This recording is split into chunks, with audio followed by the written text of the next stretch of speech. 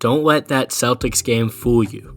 This Indiana Pacers team is actually very, very good. What's up, guys? It's Colin from Next Man Up, and today I want to talk about one of my favorite young teams in the entire NBA, the Indiana Pacers. When the casual NBA fan looks at this roster, they may not get excited due to the lack of big-name stars or electric 30-point scorers, but Rick Carlisle and this Pacers organization is very quickly building a sneaky contender in the Eastern Conference, and I'll tell you why. Let's be clear here, I'm not from Indiana, and I have absolutely zero ties to the Pacers, so this is not just some random superfan talking, this is just facts. The first player people will point to on this team is none other than all-star point guard Tyrese Halliburton. This year, he's putting up 20 points per game and leads the entire NBA in assists. And let's not forget, last year he finished second in the assist category, only behind the great James Harden. Tyrese went from a combo guard with a weird jumper who was trying to build out a spot in the backcourt with De'Aaron Fox out in Sacramento to now a bona fide superstar with the Pacers. With Tyrese running this offense, the Pacers lead the NBA in assist percentage and runs away with a 2.7 assist to turnover ratio, the very best in the league.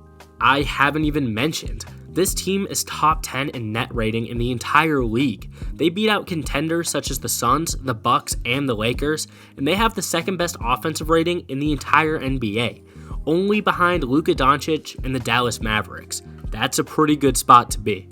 As we know, the Pacers finished last season 35-47, towards the very bottom of the pack in the East. So what makes me so confident that this team is somehow now underrated? Let me tell you. I think the obvious answer would be the free agency signing of NBA champion Bruce Brown. The Pacers surprised many when they gave Bruce Brown a 2-year, $45 million contract on the opening seconds of free agency this summer. And the popular consensus is that Indiana overpaid for this role player's services, but that is not the case. I personally couldn't disagree more. Bruce Brown is currently averaging 15 points in the small forward position and provides great defense for this young Pacers team. As we know, switchability has become the driving force of a good NBA defender, and despite only being 6'4", Bruce Brown has proven that throughout his career, he has been able to guard the point guard all the way up to the power forward on the defensive end, and we're seeing that exact same versatility early with the Indiana Pacers. Not to mention, Ben Mathurin is an incredible young player with a lot to prove in his second year as well. Early last season, Mathurin was one of the favorites to walk away with the Rookie of the Year award, despite getting most of his minutes off the bench behind Buddy Hield almost the entire year. Now, Mathurin didn't win the award, but he still ended the season putting up 17 points per game on very solid three-point shooting. That's a good place to be. So this year, Mathurin has forced his way into the starting lineup, benching Buddy Hield, and is showing his potential to be a 20-point per game scorer on any given night.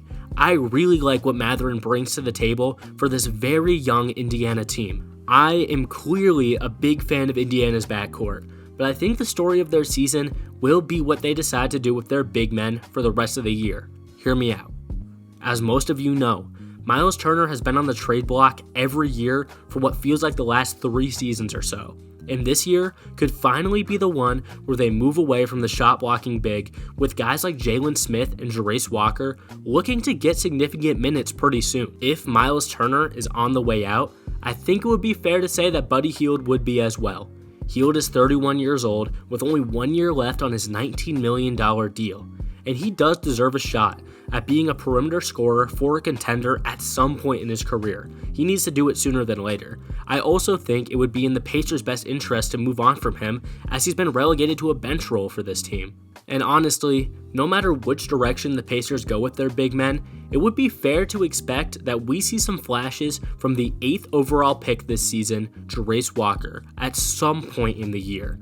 He's in the perfect position to succeed as a glue guy, alongside some elite playmakers such as Halliburton, who I mentioned already, and Andrew Nembhard off the bench.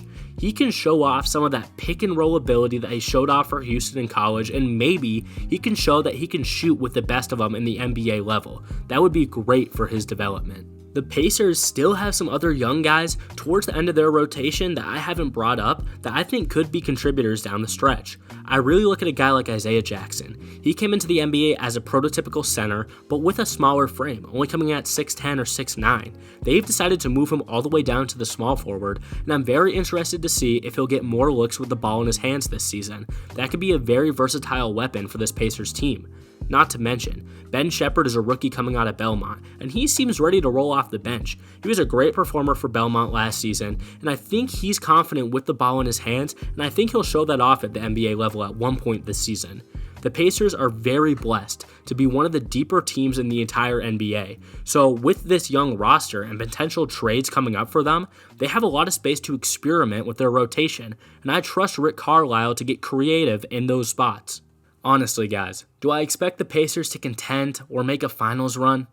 Not really, but I am incredibly impressed with their style of play early into the year, and I really do think this team could elevate to be a play-in lock this season. Some people may be discouraged after that Boston game, but they didn't have Tyrese, and even though Boston absolutely flooded them, they're not really worried about competing with the best teams in the East right now. They're just trying to show that they are actually made of something solid and that they could make a run in the upcoming seasons.